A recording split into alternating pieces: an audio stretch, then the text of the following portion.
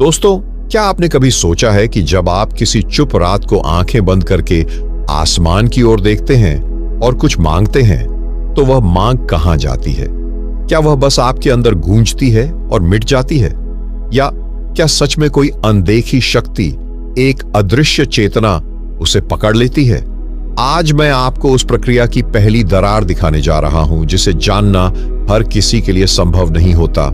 ब्रह्मांड कोई जगह नहीं, यह एक जीवित प्राणी की तरह है, लेकिन वह बोलता नहीं, सुनता नहीं, पर सब कुछ महसूस करता है।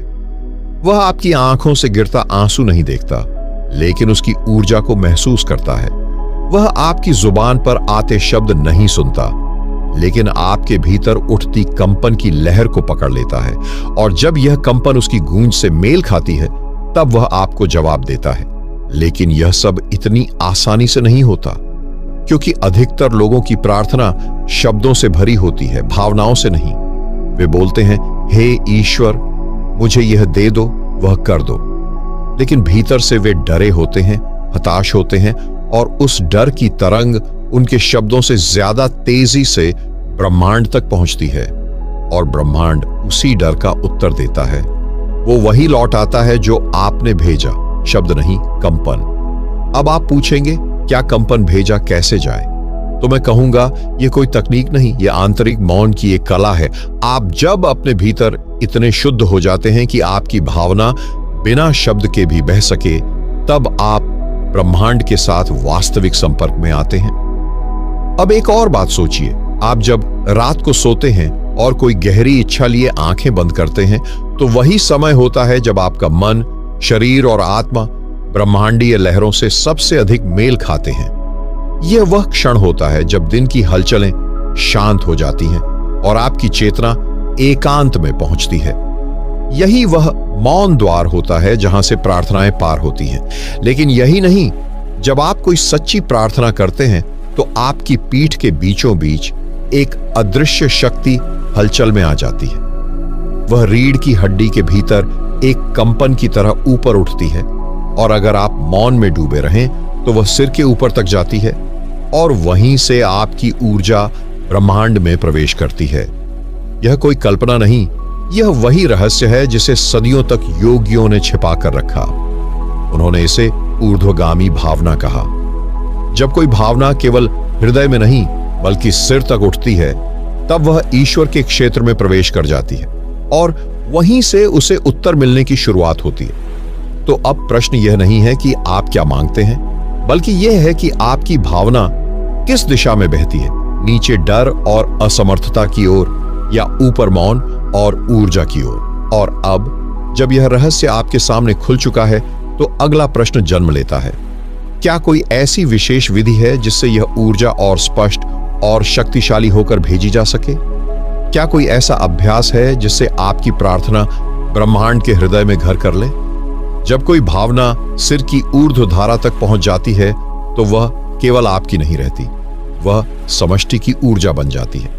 आप तब एक व्यक्ति नहीं रहते, आप एक स्रोत बन जाते हैं, एक ऐसा चैनल जिसमें होकर ब्रह्मांड स्वयं बहने लगता है। लेकिन यह स्थिति केवल जानकारी से नहीं आती, यह एक आंतरिक परिपक्वता से पैदा होती है, और उस परिपक्वता का पहला चरण है पूर्ण मौन में प्रवेश करना। आपने देखा होगा कि जब आप बहुत अधिक भावुक होते हैं तो आपकी आवाज कांपने लगती है, कभी कभी रुक जाती है। वह मौन किसी भय से नहीं आता, वह भावना की तीव्रता से आता है। उसी मौन को साधकर वही कंपन जब आप भीतर से जानकर उत्पन्न करते हैं, तब वह प्रार्थना नहीं रह जाती, वह आकर्षण का केंद्र बन जाती है। ब्रह्मांड को किसी भी इच्छा से पहले दो चीजें दिखाई देती हैं। पहला, उस इच्छा के पीछे की भावना, दूसरा, उस भावना की दिशा। अगर भावना में पवित्रता हो लेकिन दिशा भ्रमित हो, तो प्रार्थना भटक जाती है। इसलिए प्राचीन योगियों ने ध्यान दिया कि इच्छा से पहले दिशा को शुद्ध करना आवश्यक है।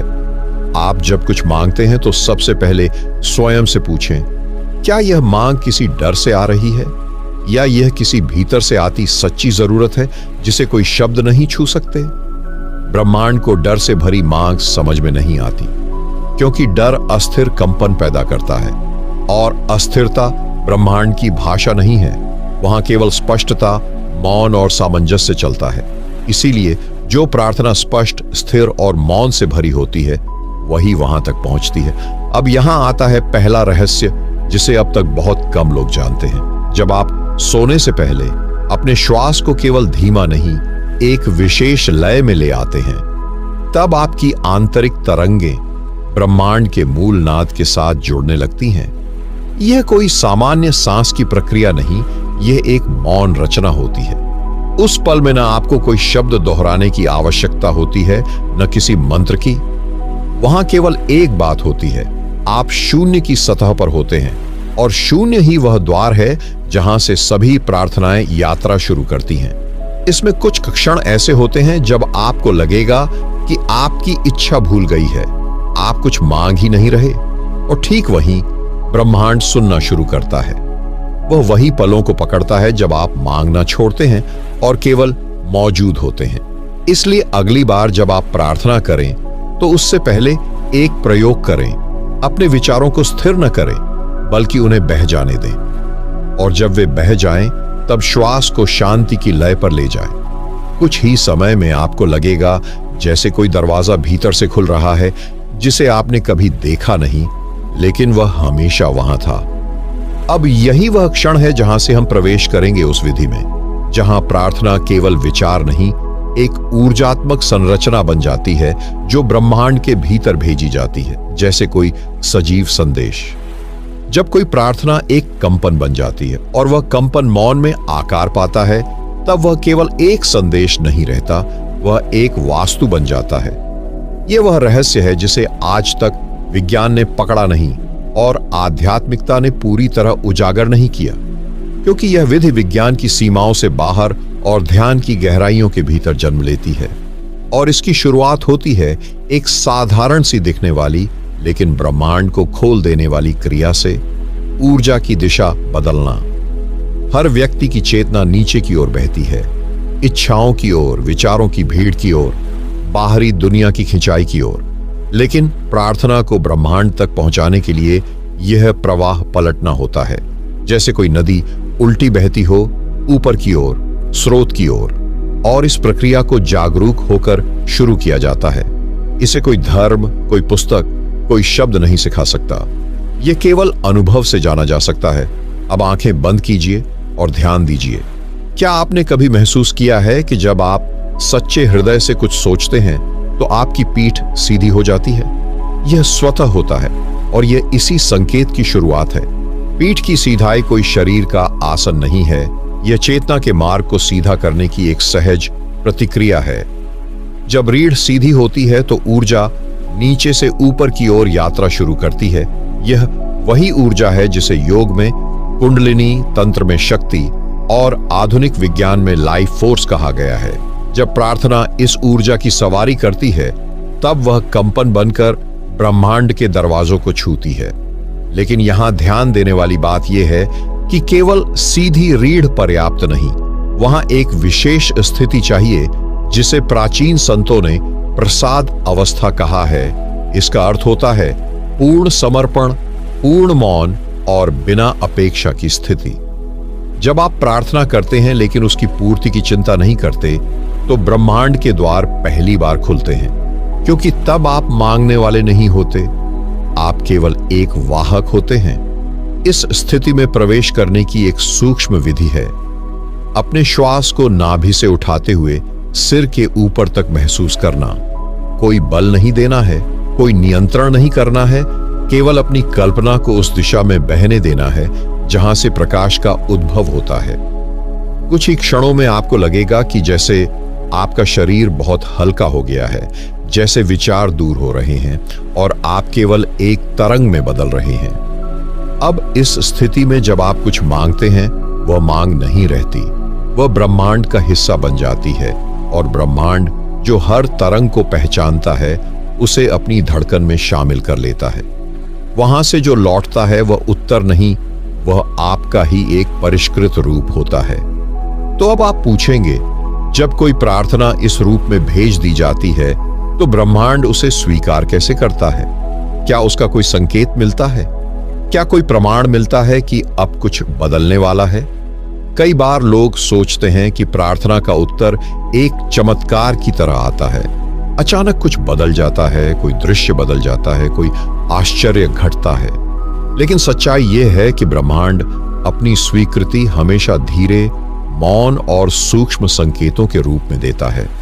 वह आपके दरवाजे पर दस्तक नहीं देता, वह आपकी अंतरात्मा की खिड़की से झांकता है। जब आप सचमुच एक गहरी प्रार्थना करके शांत हो जाते हैं तो भीतर कुछ बदलता है, और यह पहला संकेत है।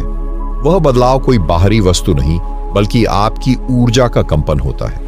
पहले आप भारी लगते थे, अब कुछ हल्का सा महसूस होता है, जैसे कोई भार हट गया हो, पर आप कह नहीं सकते कि क्या।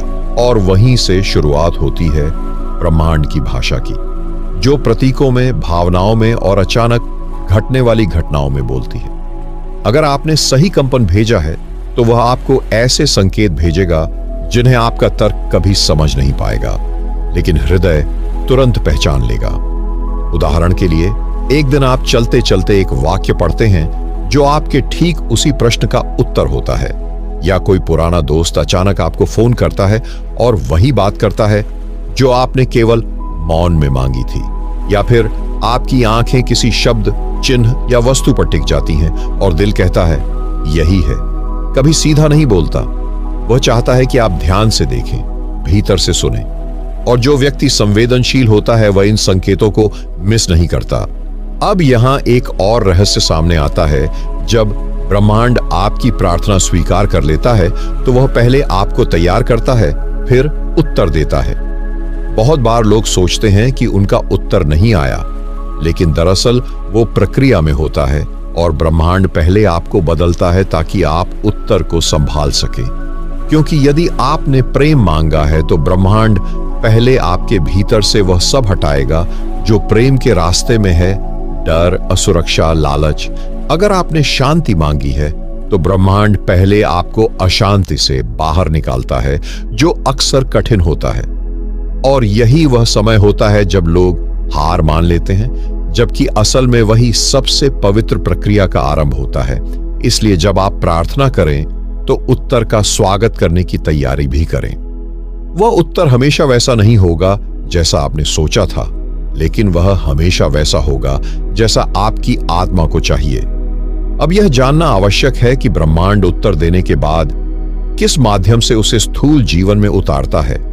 वह कौन सी शक्ति है जो उस कंपन को एक घटना में बदलती है, और क्या हम इस प्रक्रिया को तेज, सटीक और शक्तिशाली बना सकते हैं? जब ब्रह्मांड आपकी प्रार्थना स्वीकार कर लेता है तो वह सबसे पहले आपके चारों ओर की ऊर्जा संरचना को बदलना शुरू करता है, और यह परिवर्तन इतने सूक्ष्म होते हैं कि सामान्य व्यक्ति उन्हें पहचान ही नहीं पाता। लेकिन जो व्यक्ति मौन का अभ्यास करता है वह जानता है कुछ बदल रहा है, क्योंकि अब जो घटना घटेगी वह केवल संयोग नहीं, बल्कि एक उत्तर की मूर्त छवि होगी। अब तक आपने जो कंपन भेजा वह ब्रह्मांड के गहरे क्षेत्र में पहुंचा, और वहां से प्रतिक्रिया शुरू हुई। एक ऊर्जा चक्र सक्रिय हुआ, जिसे हम कह सकते हैं ब्रह्मांड का उत्तर देने का प्रारंभिक यंत्र। लेकिन यह यंत्र सीधे कुछ नहीं देता। यह पहले आपके आसपास की घटनाओं, संबंधों और आंतरिक मनोदशा को पुनर्गठित करता है। उदाहरण के लिए, आपने किसी रिश्ते की सफाई मांगी। अगले कुछ दिनों में आपको अजीब घटनाएं देखने को मिलती हैं। कोई पुरानी बात सामने आ जाती है, कोई छिपा हुआ दर्द उभर आता है, और वह रिश्ता अस्थिर लगने लगता है। यह उत्तर नहीं है, यह उत्तर की तैयारी है। ब्रह्मांड पहले असत्य को बाहर करता है ताकि सत्य की भूमि तैयार हो सके। या मान लीजिए आपने एक अवसर मांगा, कुछ ऐसा जिससे जीवन बदल जाए। अचानक आपको अपने काम से असंतोष होने लगता है, कुछ टूटने लगता है, या आप स्वयं को कहीं खोया हुआ पाते हैं। यह विघटन असल में निर्माण की शुरुआत है। ब्रह्मांड कभी पुराने ढांचे पर नया घर नहीं बनाता, वह पहले तोड़ता है फिर उठाता है। यह तो रही घटना की बात, लेकिन अब एक और गहरा रहस्य सामने आता है। आपके भीतर भी कुछ बदलता है। आपकी पसंदें, इच्छाएं और दृष्टिकोण धीरे धीरे किसी और दिशा में मुड़ने लगते हैं। आपने जो मांगा था अब वैसा नहीं लगता, क्योंकि ब्रह्मांड ने आपको एक नई चेतना की दिशा में धकेलना शुरू कर दिया है, और वही चेतना वह ताकत बनती है जो उस प्रार्थना को वास्तविकता में खींचती है। अब सोचिए, यह पूरी प्रक्रिया, यह परिवर्तन क्या अपने आप होता है, या इसे हम किसी विधि से और अधिक शक्तिशाली बना सकते हैं? उत्तर है हाँ, आप ब्रह्मांड के इस उत्तर देने के चक्र को तेज, केंद्रित और अचूक बना सकते हैं। अगर आप उस ऊर्जात्मक पुल को सक्रिय कर दें जो प्रार्थना और उत्तर के बीच होता है, और वह पुल कोई विचार नहीं बल्कि एक विशिष्ट भावनात्मक स्थिति है जिसे केवल ध्यान, मौन और श्रद्धा से उत्पन्न किया जा सकता है। जब कोई साधक इस बोध तक पहुंचता है कि अब प्रार्थना को कहने की आवश्यकता नहीं रही, तब वह एक नई अवस्था में प्रवेश करता है जहां वह स्वयं ब्रह्मांड की भाषा में सोचने लगता है। यह सोच शब्दों से परे होती है। यहां भावनाएं निर्देश नहीं देती बल्कि ऊर्जा को आकार देने लगती है। आप सोचिए, जब एक बीज को मिट्टी में रखा जाता है तो वह तुरंत फल नहीं देता। वह पहले मिट्टी के भीतर अंधकार में, मौन में स्वयं को गलाता है, टूटता है, और फिर एक दिन अंकुर फूटता है। ठीक वैसे ही जब आपकी प्रार्थना ब्रह्मांड तक पहुंचती है तो वह कंपन वहीं जाकर बीज बन जाती है, और उस बीज को अंकुरित करने के लिए चाहिए एक सजीव पुल जो हर क्षण उसे ऊष्मा देता रहे, पोषण देता रहे। यह पुल है आपकी निरंतर भावना। कई लोग एक बार प्रार्थना करते हैं और फिर भूल जाते हैं, लेकिन ब्रह्मांड उन कंपन को ही जीवित रखता है जो स्थिर, लगातार और श्रद्धा से सिंचित हो। अब प्रश्न उठता है, कैसे हम उस पुल को जगा सकते हैं जो प्रार्थना को ब्रह्मांड के भीतर टिका कर रखे? इसका उत्तर बहुत सूक्ष्म है। आपको हर दिन कुछ पल ऐसे निकालने होंगे जहां आप अपनी उस प्रार्थना को दोहराएं नहीं बल्कि जिएं। उदाहरण के लिए, अगर आपने प्रेम मांगा है तो कुछ क्षण ऐसे बनाइए जहां आप उस प्रेम को भीतर महसूस करें जैसे वह पहले ही मिल चुका हो। अगर आपने आत्मिक शांति मांगी है तो अपने दिन में कुछ पल ऐसे हों जहां आप स्वयं को शांत, मुक्त और पूर्ण महसूस करें, बिना किसी कारण, बिना किसी शर्त। यह भावना कोई कल्पना नहीं होती, यह वही ईंधन है जो उस पुल को ब्रह्मांड से जोड़े रखता है। और जब यह पुल निरंतर जुड़ा रहता है तो ब्रह्मांड केवल उत्तर नहीं देता, वह आपका मार्ग बदलने लगता है। आप ऐसे लोगों से मिलते हैं जो आपकी यात्रा का हिस्सा बनते हैं। ऐसी स्थितियां सामने आती हैं जो आपकी चेतना को सही दिशा में ले जाती हैं। अब यही वह समय होता है जहां साधक और ब्रह्मांड के बीच एक प्रकार का मौन संवाद शुरू होता है, जिसमें न कोई मांग होती है, न कोई प्रतीक्षा, बस एक चलती हुई ऊर्जा की लय होती है। लेकिन इस लय को बनाए रखने के लिए जरूरी है कि आप भीतर कहीं भी संशय को स्थान न दें, क्योंकि सबसे सूक्ष्म संदेह भी इस ऊर्जात्मक पुल को कमजोर कर देता है। तो अब अगला प्रश्न जन्म लेता है, क्या हम इस पुल को इतना मजबूत बना सकते हैं कि वह सिर्फ उत्तर तक ही सीमित न रहे बल्कि ब्रह्मांड की रचना की शक्ति को हमारे भीतर उतार दे? जब कोई व्यक्ति इस स्थिति में पहुंचता है कि उसकी प्रार्थना अब एक विचार नहीं बल्कि एक जीवंत ऊर्जा बन चुकी है, तो वह केवल ब्रह्मांड को नहीं देखता, वह ब्रह्मांड को अपने भीतर से प्रकट होते हुए महसूस करता है। और यही वह रहस्य है जो युगों से केवल मौन साधकों के हृदय में सुरक्षित रहा है कि हम मांगने के लिए नहीं बने हैं, हम रचने के लिए बने हैं। अब आप सोचिए, जब बच्चा पहली बार कुछ बनाता है, चाहे वह मिट्टी की मूर्ति हो या रंगों की चित्रकारी, उसमें कोई संदेह नहीं होता, केवल आनंद होता है। वह कुछ सिद्ध नहीं करना चाहता, वह केवल अभिव्यक्त करना चाहता है। और ब्रह्मांड की सबसे गूढ़ भाषा यही है, निर्माण का आनंद। जब आपकी चेतना इस ऊर्जा में डूब जाती है तो आप केवल मांगने वाले नहीं रहते, आप सह निर्माता बन जाते हैं। अब इस अवस्था में एक विशेष परिवर्तन आता है। आपकी कल्पना शक्ति अब साधारण नहीं रहती। आप जो सोचते हैं वह केवल मानसिक चित्र नहीं होता, वह धीरे धीरे ऊर्जा का रूप लेना शुरू कर देता है। प्राचीन ग्रंथों में इसे संकल्प सिद्ध कहा गया है। मतलब, आपकी भावना और विचार जब पूर्ण सामंजस्य में हो तो वे केवल इच्छा नहीं रहते, वे नियत भविष्य बन जाते हैं। लेकिन यह शक्ति तभी जागती है जब भीतर पूर्ण विश्वास हो और बाहर मौन क्रिया, जहां आप हर दिन उस चित्र को सजग होकर अनुभव करते हैं मानो वह पहले ही घट चुका है। यह कोई कल्पना यात्रा नहीं, यह एक ऊर्जात्मक ढांचा है जिसे आप हर पल भीतर गढ़ते हैं। अब ध्यान से समझिए, जब आपकी चेतना बार बार किसी एक विचार, एक भावना और एक भविष्य को उसी विशेष ऊर्जा में दोहराती है, तो वह कंपन ब्रह्मांड में एक स्थायी संरचना बनाता है और ब्रह्मांड जो उत्तर देता है अब स्वयं उस चित्र को आपके जीवन की घटनाओं में उतारना शुरू कर देता है। लेकिन यहां भी एक सावधानी जरूरी है। आपका भीतर एक क्षण भी अगर संदेह से भर जाए या आप बार बार उस भाव से हट जाएं, तो वह कंपन अस्थिर हो जाता है और निर्माण अधूरा रह जाता है। इसलिए इस अवस्था में एक साधक को केवल मांगना नहीं, बल्कि उस ऊर्जा को जीना पड़ता है। हर दिन, हर श्वास में, हर उस भाव में जो यह कहता है, जो मैं मांग रहा हूं वह पहले ही मुझे प्राप्त हो चुका है। और जब यह स्थिति भीतर स्थिर हो जाती है तो ब्रह्मांड अब केवल संकेत नहीं देता, वह आपके चारों ओर घटने लगता है। जब एक साधक इस स्थिति में प्रवेश करता है कि वह केवल मांगने वाला नहीं बल्कि ऊर्जा का स्रोत बन जाता है, तो वहां एक अद्भुत बदलाव घटता है। एक ऐसा परिवर्तन जिसे शब्दों में नहीं समझाया जा सकता, केवल अनुभव किया जा सकता है। यह वह क्षण होता है जब ब्रह्मांड अब आपके बाहर नहीं होता, वह आपके भीतर सांस लेने लगता है। अब तक आपने कंपन भेजा, फिर प्रतीक्षा की, फिर संकेत देखे, लेकिन अब आप स्वयं वह शक्ति बन चुके हैं जिससे ब्रह्मांड जवाब देता है। अब आप कोई साधारण व्यक्ति नहीं, आप एक ऊर्जा चेतन केंद्र बन गए हैं और यहां से प्रार्थना की भाषा बदल जाती है। अब वहां कोई शब्द नहीं होते, कोई वाक्य नहीं, कोई विशेष स्थिति नहीं, केवल एक स्थायी स्थिति होती है। मौन, जागरूकता और पूर्ण आत्मविश्वास।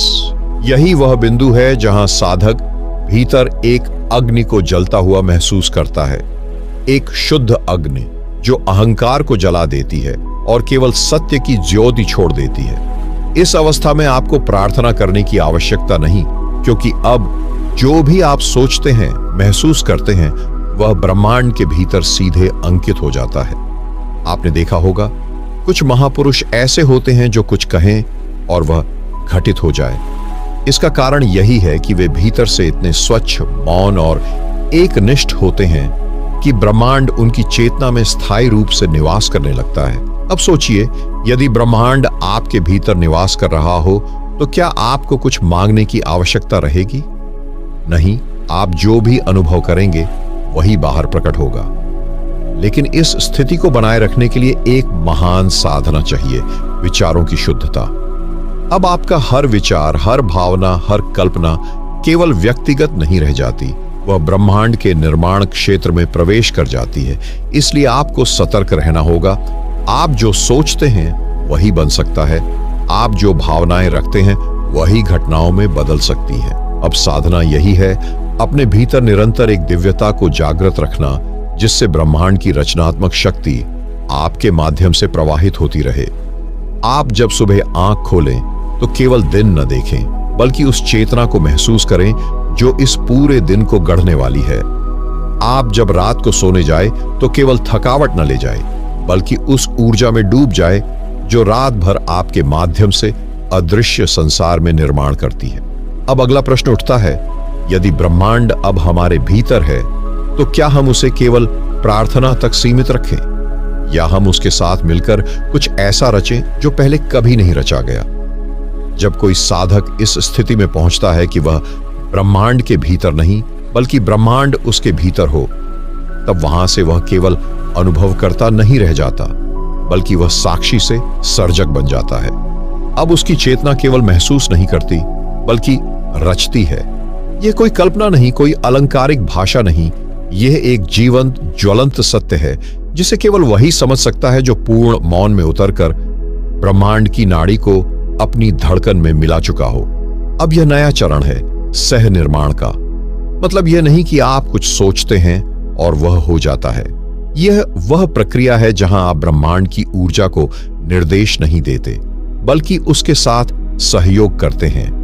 जैसे एक वादक जब राग बजाता है तो वह केवल स्वर नहीं निकालता, वह प्रकृति के संगीत से जुड़ता है।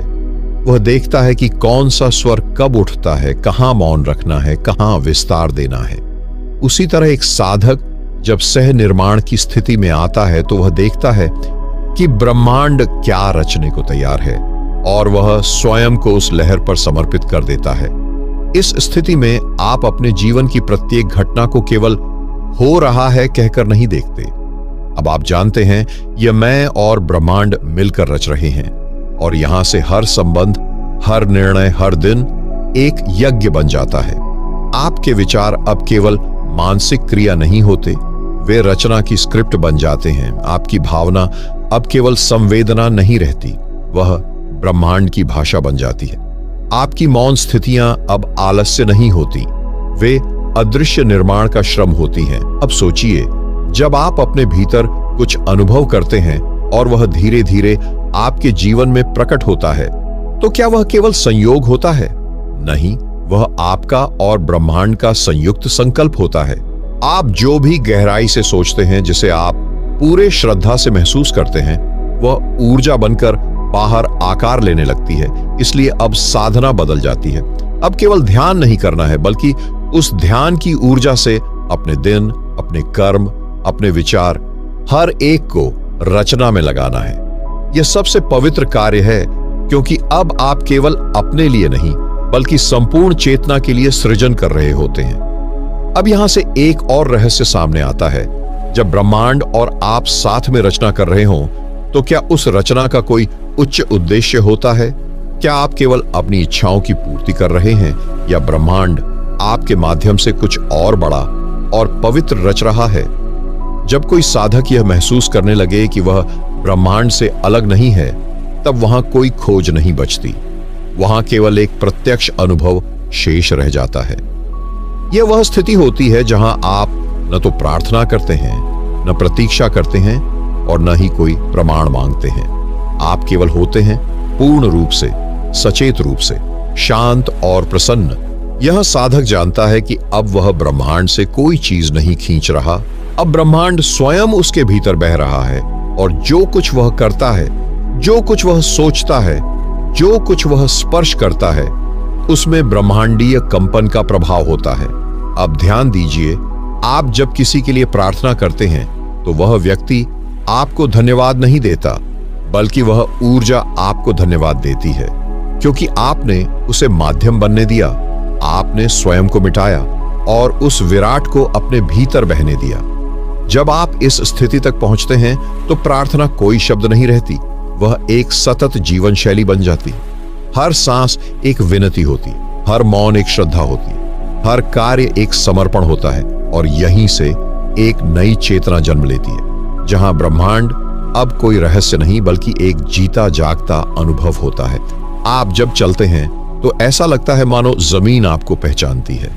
आप जब कुछ कहते हैं तो जैसे हवा आपकी बात को गूंज देती है। आप जब कुछ सोचते हैं तो उससे पहले ही जीवन उसके लिए जगह बना देता है। यह वह स्थिति है जहां न कोई संघर्ष होता है, न कोई तीव्र इच्छा, केवल प्रवाह होता है। आप और ब्रह्मांड के बीच अब कोई संवाद नहीं चलता।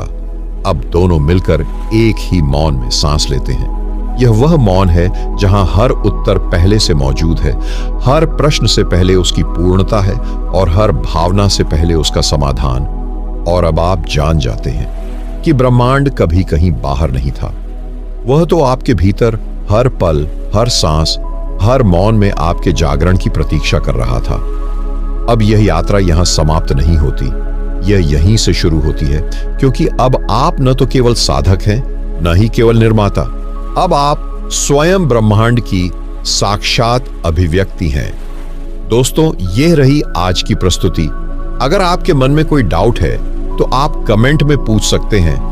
मैं आपके प्रश्नों का उत्तर देने के लिए पूरी तरह कोशिश करूंगा। इस वीडियो को लास्ट तक देखने के लिए आपका बहुत बहुत धन्यवाद। जय गुरुदेव।